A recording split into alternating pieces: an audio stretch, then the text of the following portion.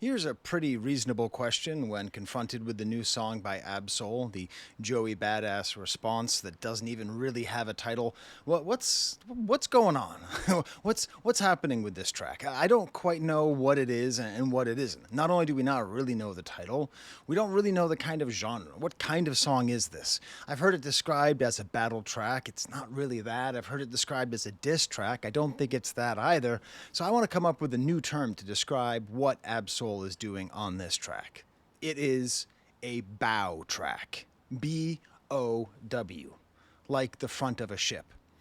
You see, in the 17th, 18th century, this term was created to describe warning shots in naval warfare. That's where someone would shoot a cannonball across the bow, the front of the ship. Over, you know? They're not trying to hit you, they're not trying to kill you, but they shoot across the bow so that you know that you could be gotten.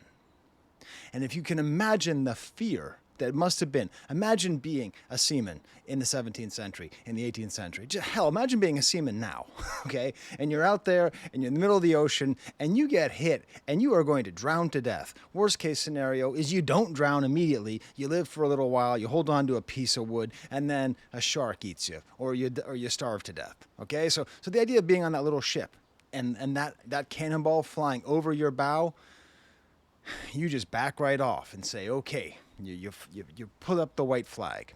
So I think that's what this is. I think this is Absol, a shot across the bow. That's why it's a bow track. Also, I'm being a clever guy here. I'm using the term bow, which also means to show deference, to bend the knee, to show respect for Absol. I think he's asking for people to just remember who he is and bow down to him. As he says in the song, give me my props. The whole song is him demanding that people give him his props.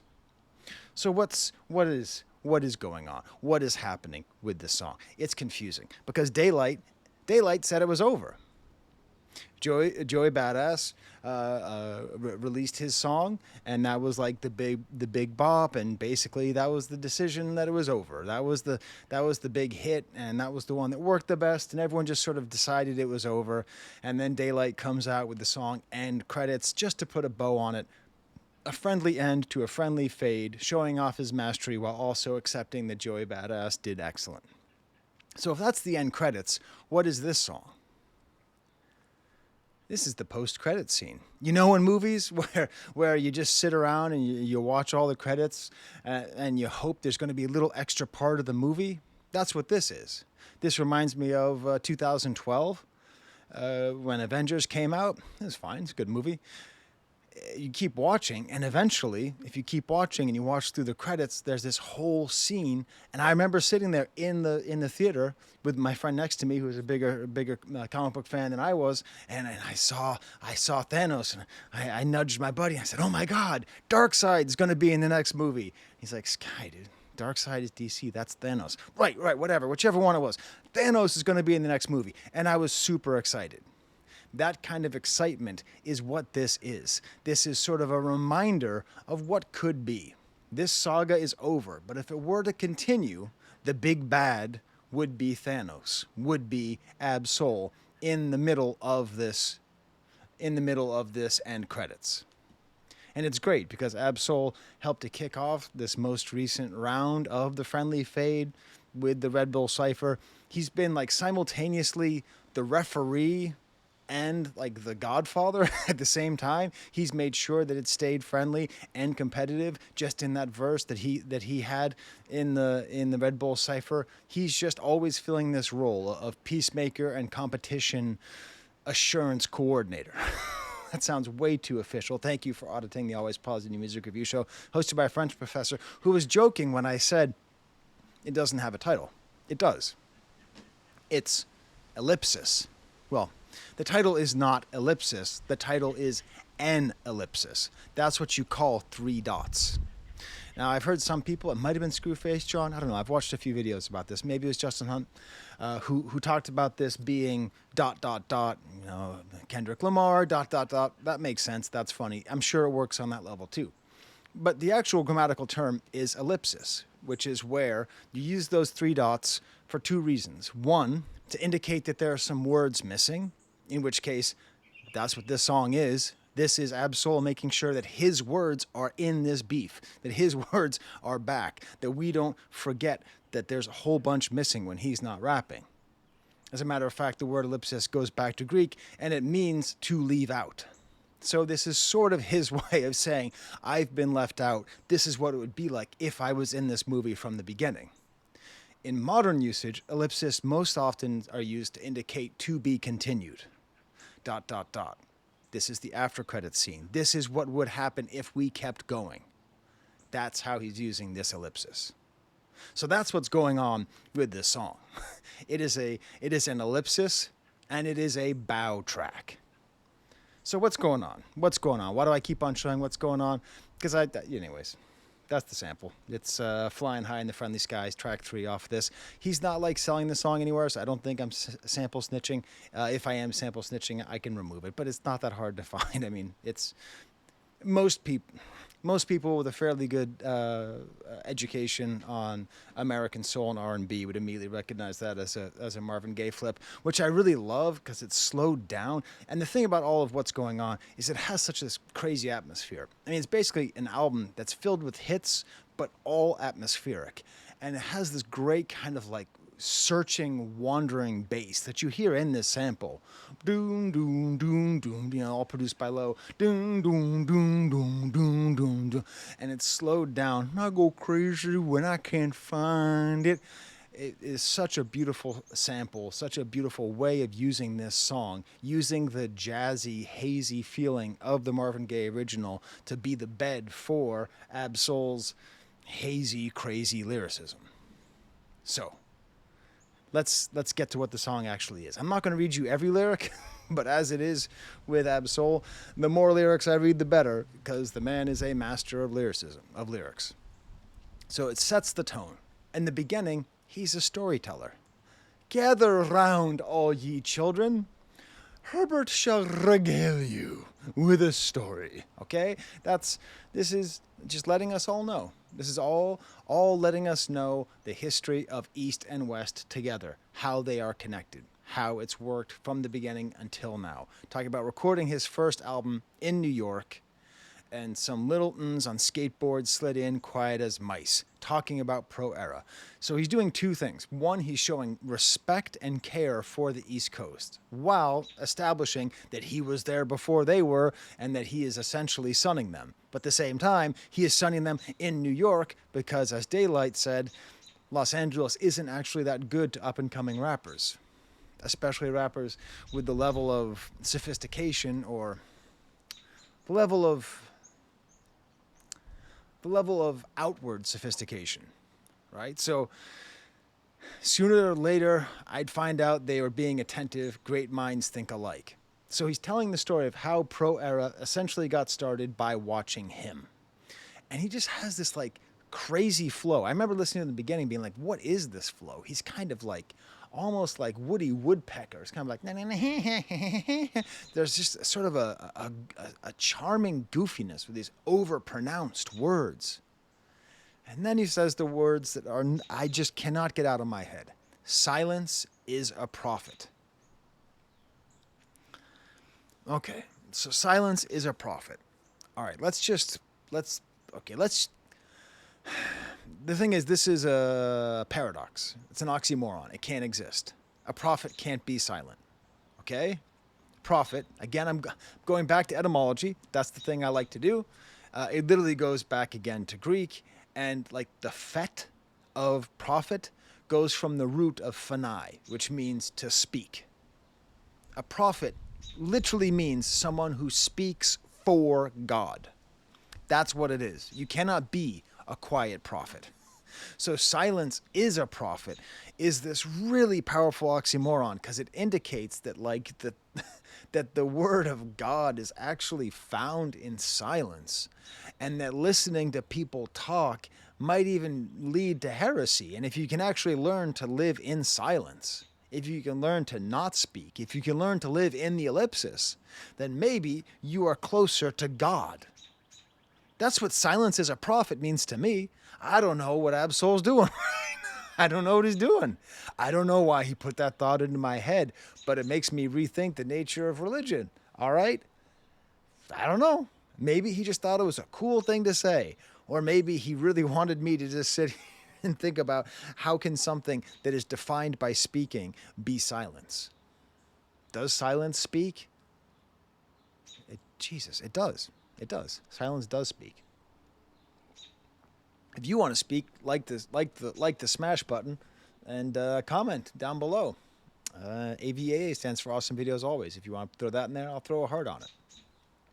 So he's telling all these stories about meeting Pro Era, meeting Joey Badass, and Joey Badass's friend Steez, who was part of apparently, according to the song, the leader of Pro Era. Hopping turnpikes, dabbing up Flying Steezy, plus a little badass name ringing bells on the internet. He's constantly insulting and complimenting Joey Badass at the same time. It's very powerful. It's kind of like what Daylight did as well. It's like this way of sort of like, it's kind of backhanded compliments, because he's calling him a badass, but he's calling him a little badass. He's calling him a badass, a little badass, ringing bells on the internet. And then this beautiful line. Remember those kids on skateboards? Like making it clear that like he's this mover and this shaker who's making all this great art, doing all these things. And at this point, they're just these kind of random kids, those kids on skateboard. Are you ready for me to get really conspiratorial right now? Or just just y'all know Rob Markman? You better. He's one of the best voices on hip-hop and YouTube. Long, great history. Rob Markman told the story this year about how he first met Joey Badass. It was like in this event that he was doing, and basically Odd Future with Tyler the Creator were clowning on Joey Badass just ruthlessly on TV. I'll include a link to Rob Markman's video about it because it's hilarious, because he was like a new reporter and he didn't know how to handle it. But it's kind of fun because that, like, Odd Future were like kids on skateboards, and Pro Era were kind of kids on skateboards. So that was kind of like an East Coast, West Coast skateboarding rap kids beef 13, 14 years ago. Anyways, I don't think that's intentional, but to me, when I think about rappers on skateboards, that's what I think about. And then he gives this full, basically blow-by-blow explanation of the beef. I love this idea of him being a referee and a champion at the same time. Remember in Mike Tyson's Punch-Out, how Mario was the referee? He's the star of his whole other thing. Like, Mario could beat Mike Tyson's ass. We all know that, right? Just, there's no doubt about that. I mean, if he's super, right? Not if he's a little guy, but if he's super, Actually, that's not true. He could beat Super Macho Man. He couldn't beat Mike Tyson. Mike Tyson could punch out Bowser. Mike Tyson, 1988, could punch out Bowser 3 seconds. Anyways, he describes the beef, how it's happening, how he sees it. But he has this way of positioning himself where he's like an oracle or something. He has this like wisdom that he can instill. And I think that comes from the fact that he knows, it's like he has a superpower that no one else in this beef has, except for Kendrick, which is universal respect. So respect from the East, respect from the West. The respect comes from him and to him. And it gives him this perspective and his ability to narrate this better than I'm able to do in all my thousands of videos on it. Fast forward 4-7 on me permanently, meaning you fucking with them, then you fucking with TDE. Right there. Bam. Saying that, 47 representing Capital Steez, representing Pro Era. So it's really confusing because it's like, if you're fucking with them, then you're fucking with TDE. But Ray Vaughn is the main person fucking with them and he's on TDE. So is Ray Vaughn fucking with TDE while being on TDE? It's confusing and it's beautiful. And that's the whole idea, is that's why it's a friendly fade, because everybody respects each other. This is a competitive game. Better be in shape. The way he says better be in shape, I feel like this is going to be haunting me. I feel like I'm just going to, I'm going to go to the gym tomorrow morning, listen to that new Conductor Rome Streets album. God damn that album. My expectations for that album are here. Anyways, I'm going to be at the gym and I'm going to be like, I better be in shape. But be in shape. Like, why is he pronouncing it? Like, why does he go so extra over here? Catch you a friendly fade, then keep it that way. Once again, quoting the friendly fade line from The Beef by Kendrick.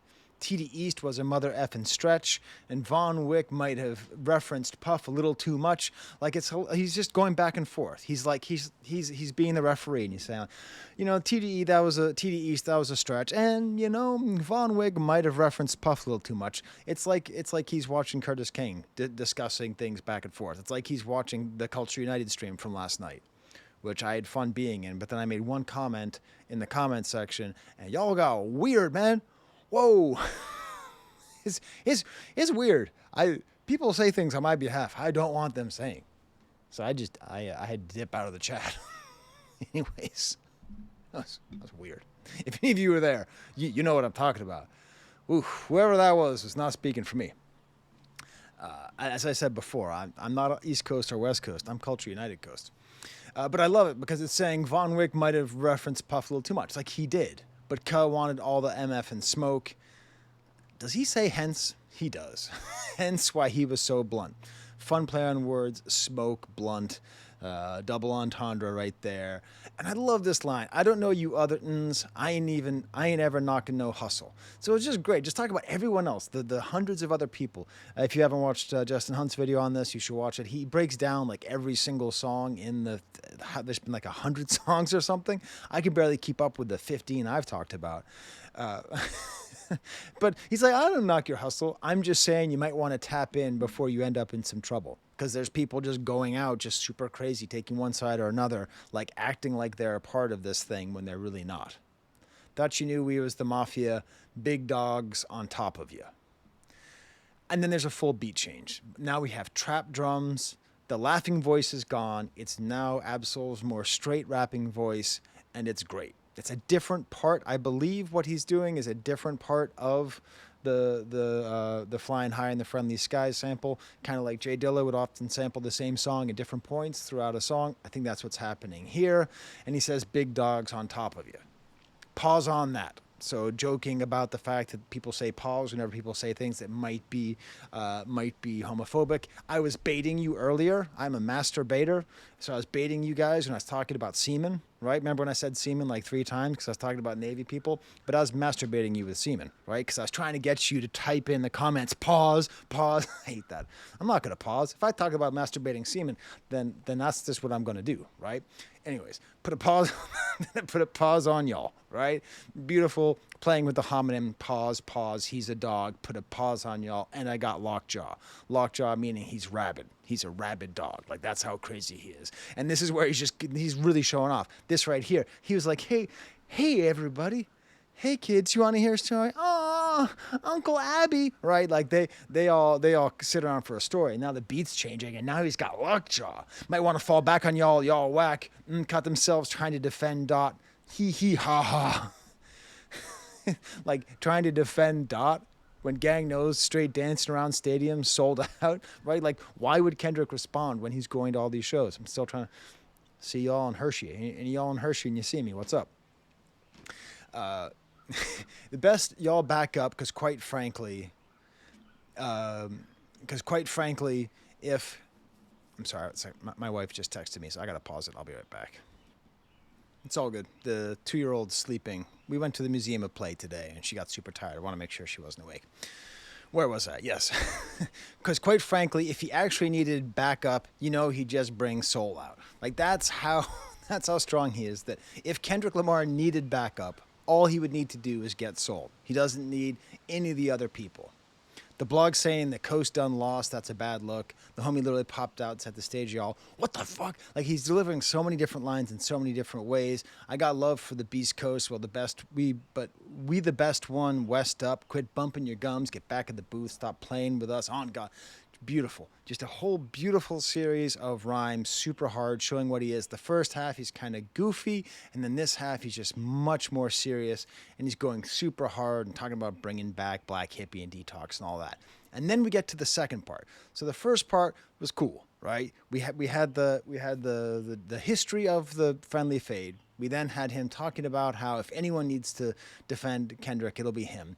Then we get a little bit of bigger picture samples with it's awesome getting to hear Jeremy Hecht on on the song, and a different part of the sample again. I believe it's a different part of this, kind of dilling it up, and this is really the shot across the bow right here. This is him. This is him really like. This is the closest thing to a continuation of the beef because he's saying we're going to get Ray-Bans. He's flipping Joey's flip on Ray's name, and he's trying to make it clear that he is going to be with his label mate Ray Vaughn, right? They're going to work back together. Like he's going to defend Top Dog. And this whole back half is just it's just, this is why they said in the clip, like, nobody wants it. Like, he's just different. Like, nobody wants it with Absol. You're a bitch in Soul DM. I'm more in season. Like Sodium, Soul DM, I'm more in season. I'm more appeasing. I need a Grammy just so I can peas in. Like he's gonna pee in his Grammy, right? I don't know if that's a Kanye shout out. Joey, my little homie. God, still doing it. Hold on, don't enter the void. If you knew, clear the room, for I seek and destroy.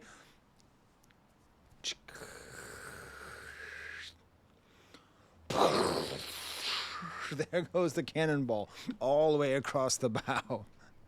Bang, bang, bang. I'm so corrupted I want to call out names, but that'd be a waste of my time because nobody wants it with. And then after he says the name thing, he starts spelling his name. A-B. A-B, don't forget the dash, unless you make the meta mad. $ O-U-L you can fucking have. So he spells his name with the $. Again, just little tiny, just like, hey, this is what you get if you mess with me, Joey. This is what you get. I love TD. I love the East Coast. I love Pro Era. I love Steez. I love Lil Joey. I love all these things. But this is what's going to happen. And you can have the L. Compliments of the company. Carson across my belly. I prove I won already. Don't cross the 91 without a pass. I assume that's a whole thing about Carson, California. I don't know. I lived in LA for like a year and a half, but I never had reason to go to Carson. You know, there's all these places I could have gone, but I never went. Y'all gonna need credentials and premium gas. And I'ma slap Akademiks when I see him. What? I'm sorry. Is that Manny Ramirez? Because that just came from out of left field. What the hell? Why are you attacking Akademiks? Oh, I have theories. Okay, beyond the fact that Akademiks, if you actually watch the first Culture United, I take a shot at Akademiks, and everybody in the panel goes completely quiet. And I was like, oh, I stepped in it. I guess we don't come out against Akademiks. I guess we all kind of know he's a bad guy, but there's too much politics going on, or I don't know what. But I've got some very clear, like, silent messaging, like, we do not diss Akademiks here. So anyways, I think that would change over time. But, like, I think what he's doing is he's being smart, because the headline of this song could be Joey has to answer this right here. This has to keep going. This has to keep going. By throwing this line on, Absol knows this is going to be the takeaway from everything. It doesn't even rhyme with anything, okay? He's not even rhyming with anything on here. Like, he could have said, I'm a slack Akademiks when I see his ass, as opposed to when I see him, right? It's not like there wasn't a rhyme. I'm pretty sure Absol, if you asked him, could you possibly rhyme with pass and gas? Probably a rapper of his acumen could be able to do it. That's acumen with a C, not with a K. DJ Akademiks, if that's your real name, which it isn't. So I think this was his way of making sure that the song got discussed, while also learning and emphasizing to fight the real enemy. Remember, it all starts off with a bigger picture quote. Okay? And Absol, he watches YouTube. He watches commentators. He referenced me in his Genius video, right? We've had some back and forth. Very pleasant guy, right? Not a lot of people reach out to me. You know, I'm not that big at this. It's not going to, like, help your career to reach out to me, but he's one of those artists who have reached out to me. And I really appreciate it. So, like, he samples the bigger picture, which is an example of what's good and right in the hip-hop space. Like, if there was some kind of 2024 beef battle between hip-hop commentators, the good guys are the bigger picture. And who's the Drake? Who's the bad guys? It's Akademiks. So by doing this, he just throws an entire left hook, just comes out of left field, punches someone completely random, and then makes the battle about something else, which then gives us the choice. We can go however we want. We can follow this and say, Joey's got to respond. Or we can just say, why would he say that about Akademiks? Akademiks is such a respected person. And of course, it prompted Akademiks to freak out and threaten him. So on behalf of Absol, I want to challenge Akademiks right here. That's right, I'm going to do it. Because we're both street. So I am going to whoop Akademiks' ass at Connect 4. Anytime he wants to play me in Connect 4, he can pick either color. I don't care. He can go first. He can go second. He will never see how badly I'm going to beat him at Connect 4, okay?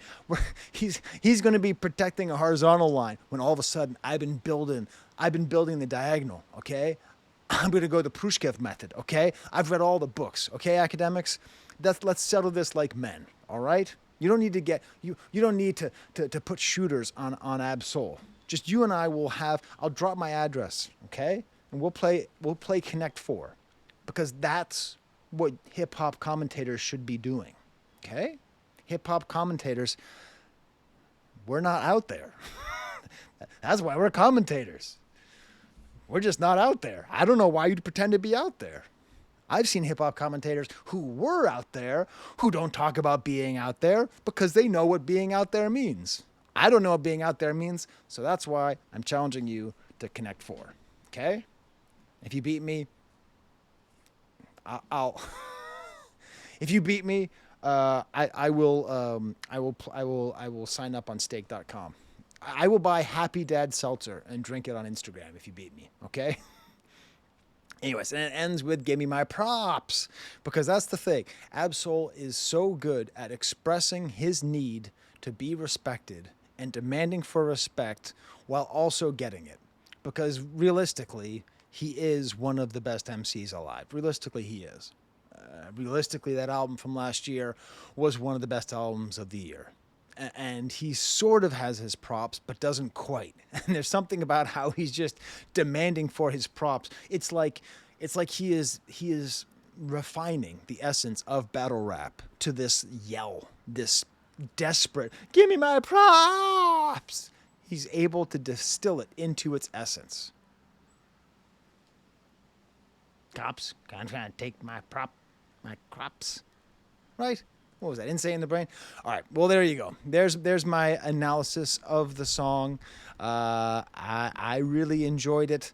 I hope you like my new terminology of bow tracks. And Akademiks, hit me up. Hit me up. Hit at the C4. Till next time. There's the camera.